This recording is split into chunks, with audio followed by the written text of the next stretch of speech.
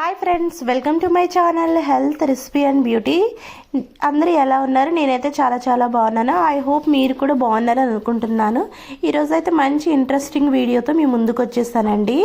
మన వెస్ట్ గోదావరిలోనే రీసెంట్గా వెలుగులోకి వచ్చినటువంటి వాటర్ ఫాల్స్ అండి. అవి మీకు చూపించబోతున్నాను.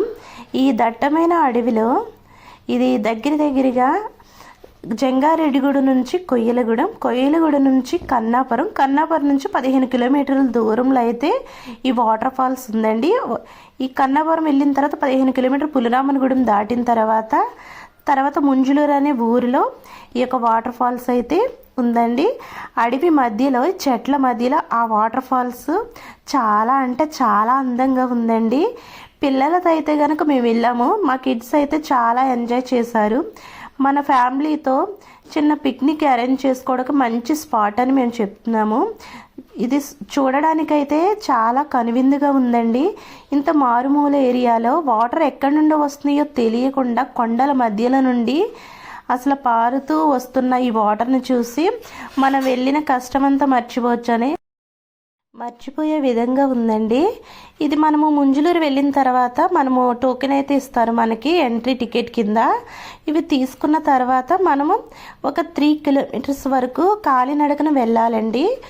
ఈ వెళ్ళిన తర్వాత మనం జాగ్రత్తగా దిగుతూ మనము చూడండి ఈ విధంగా దిగుతున్నారు వీళ్ళు. ఇలా జాగ్రత్తగా దిగిన తర్వాత అక్కడికి వెళ్ళిన తర్వాత దిగి నడిచి చేసినంత శ్రమ అంతా మర్చిపోతామండి. అంత అందంగా ఉంది ఆ వాతావరణం అయితే కనుక. మేమే చూసి చాలా షాక్ అయిపోయాము.